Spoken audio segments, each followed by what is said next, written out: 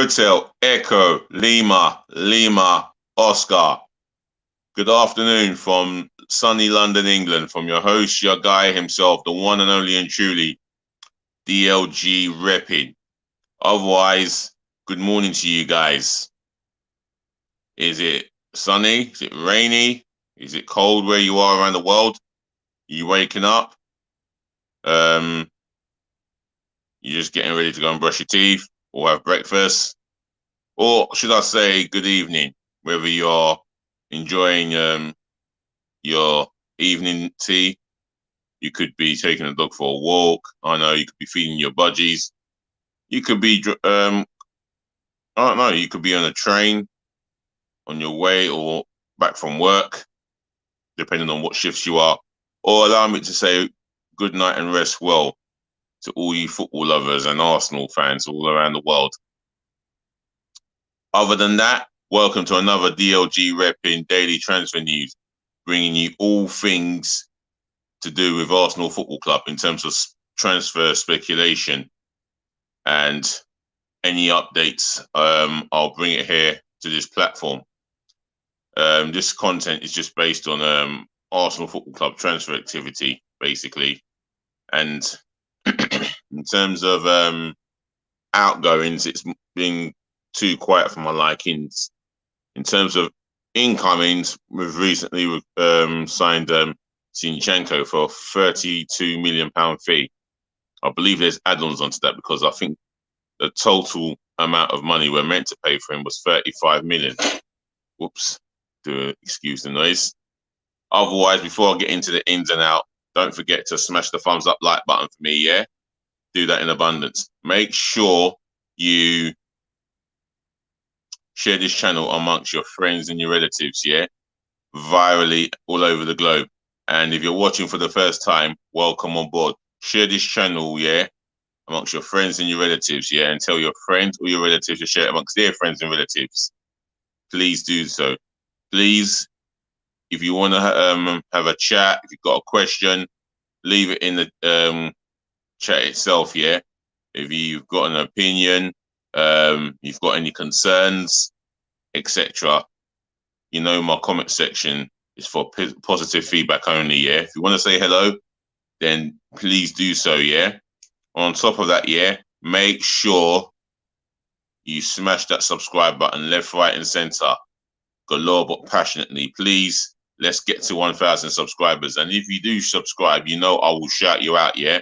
And I'll always show you love and appreciation. So get subscribing to this channel, yeah. Smash that subscribe button left, right, and center. Let's keep this channel growing, yeah. Other than that, let's get into this speculation. Now today, before I do, later on today, just one more thing. I will be live streaming England ladies versus Sweden ladies in the semi-final of the European Championships 2022.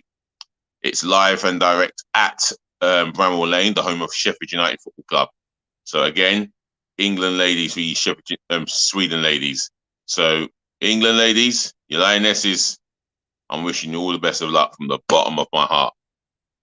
Other than that, what's going on at Arsenal? Any signs of transfer activity? If you know, if you feel you know more than me, let's have a chat. Yeah, you know where the comment section is. Well, I'm trying to get my tablet to start, but it won't allow me to. For some reason, it won't allow me to. Oh, yeah, it just won't allow me to get into what I really want to get into, and I'm trying to do some research of it. From what I've heard, Arthur Melo is available for just under £20 million. Arthur Melo. Now, we were in for him last year, but for some reason, Edu, Arteta, you could say Vinay or Josh Kroenke, they were demanding a loan deal of 1 year, where Juventus wanted a 2-year deal. So nothing deteriorated at the end. So it all came crashing down, and the misunderstanding was the cause of the collapse. Now, I'm not happy with the midfield that we had last season, and I'll tell you what, I need some bodies in midfield, at least two type of midfielders, one creative from a deep line and one competitive tackler. Now, Lucas Paqueta could perform in a lot of key areas around the midfield, even somewhere in attack. Now, Edu has expressed his interest in him, and he hasn't given too much away when asked a question at an interview. So, you know what? If Edu knows, then he knows. And if he knows, then us as fans, we've got a rough idea what Edu's going to do to make this this dream become a reality for Lucas Paqueta. He says that he's open to a move into the Premier League, and he's already told Lyon alone that he wants to leave the club this summer. And in my belief, if you ask my opinion, I feel that he's destined to make it into the Premier League. With who? Well, Arsenal seems to be the likely destination. And I don't think he would mind playing for Arsenal. But I've always said it, if you're going to play for Arsenal, you're going to have to want to play for Arsenal. Like Jesus, like Zinchenko, like Fabio Vieira, like Marquinhos, like Matt Turner. They want to play for Arsenal. But then again, it's all about bringing in the right quality into the squad and bringing in the right quality to play in the role that we are asking you to play in. Well, we're not asking you to play in this role, the role that you want to play in, should I say. And the role that we need to fix is midfield. We need an upgrade on Granit Xhaka. And with all due respect to Mohamed El Neni, that also applies to him. No offence, but I don't think we'll reach the levels with Mohamed El Neni and Xhaka. And I'm sure they're nice enough guys. I get that. But we need to raise the levels. Don't forget to like, comment, share, and subscribe, yeah? What's going on, viewers? No one's watching? Come on. I know you love to watch DLG repping. Show yourselves. I know you've been watching of recently, and let's keep it going. Anyway, if I can get 5 views, if not 10 views, I'll be delighted. Right, let's talk about Matt Bianco. Now, this defender was looked at for the simple fact is that Pablo Mari, he's going to be on his way to Italy, but with what club, I do not know. The last I've heard, in fact, Fenerbahce have made inquiries about him. So if he's not off to Italy, he may be going to Turkey. And that might be his next destination. Although one of his ex-coaches who managed him at Flamengo is in Italy, and whoever he is managing may tempt Pablo Mari to come back to him and play for him in Italy. But we shall see how that pans out. I don't think there's a future for him. I think it's been made clear that he's not part of the plans, so he's going to be moving on. Now, Matvienko is a left-footed centre-half, and that's what Arsenal are after. Should they get rid of Pablo Mari, which is expected? Now, I do not know too much about Matvienko. I haven't had enough time to do any research on him other than the fact that he's left-footed, mid-20s, maybe late 20s. He's a Ukrainian international, and he comes at the height of 5'11". He starts to remind me of Thomas Vermaelen in certain ways. You know, this is like it smells good of Thomas Vermaelen. However, he can operate at left back as well. He's got a bit of versatility, so that will bode well for him. And Arsenal do like players with flexibility. Now, the fee was quoted at about 11 point something million pounds. Now, that would be a snip, another bargain. And you know Arsenal and their history of bargains, they take them all day long. That's the reason why Arsenal Football Club have been accused of recent years of just penny pinching and just waiting for prices to come down, thinking that they're going to get a player for 25 million when the club has asked them to pay 50 million. They want the player for half that price. It don't work out like that. If you go to Sainsbury's and let's say, well, I don't know, You get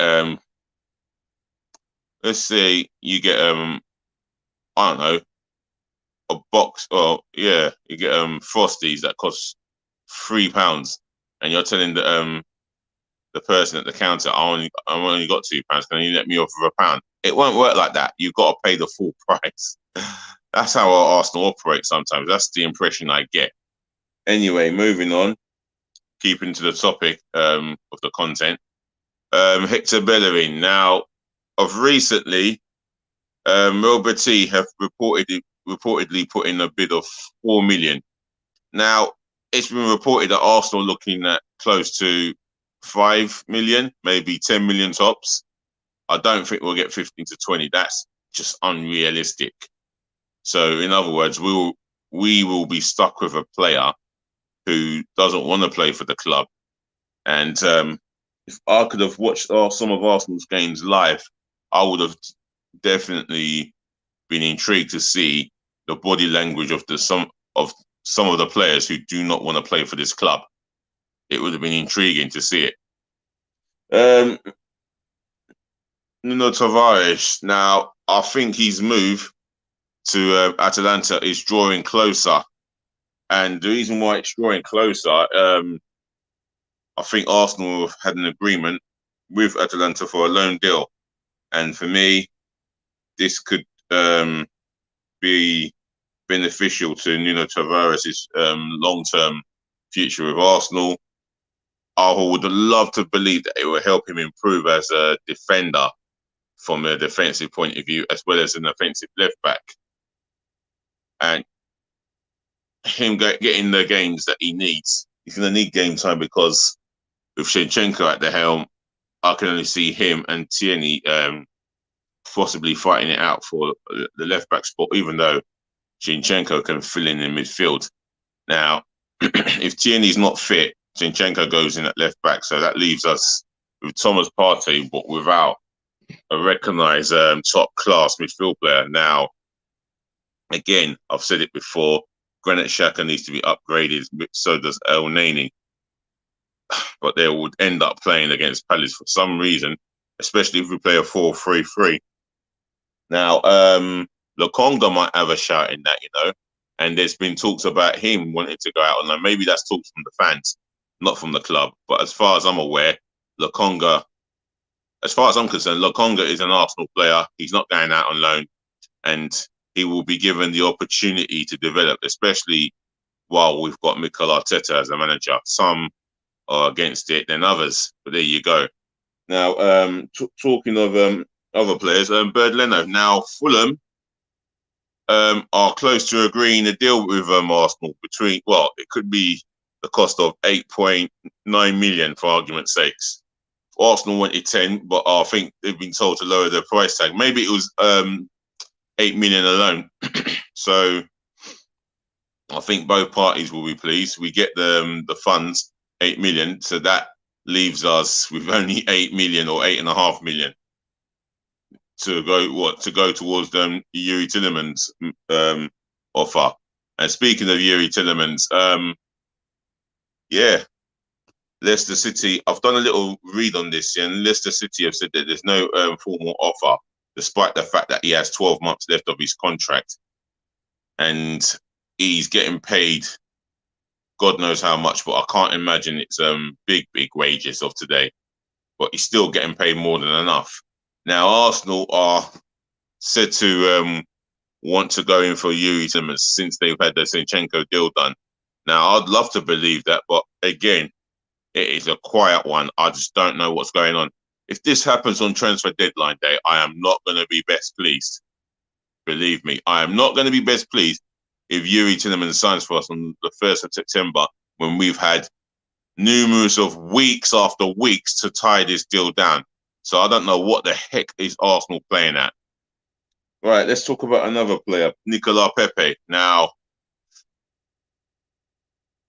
he has said that he's training hard, he's enjoying the company of his teammates. I mean, that's all said for show. But for me, the reality is, I think the relationship with Mikel Arteta is not the best. He's prone to doing silly things when his managers asked him to do something basic. And I think the fallout is no surprise to me. I believe Nicola Pepe will be shipped out of the door. Now, Arsenal are quoted of wanting 20 to 25 million for Nicola Pepe.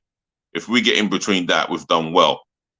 So if you get SA get 8.5 million for Verdano, another 20 odd million for Pepe, we would have up to, let's say, close to 30 million. We could use that, splash that on Yuri Tillemans, and you can imagine the excitement when he gets a medical and passes it. It agrees his personal terms, and then he becomes an Arsenal player wearing a shirt or holding a shirt and wearing a shirt at the same time. I mean, that will delight me, and that will definitely make me quite excited and optimistic for the new season. And if we can get him and another player, I think we will go on to have a good season. If you're watching, listening, whatever you're doing, my question is, are Arsenal finally going to have a proper good season? Leave it in the chat.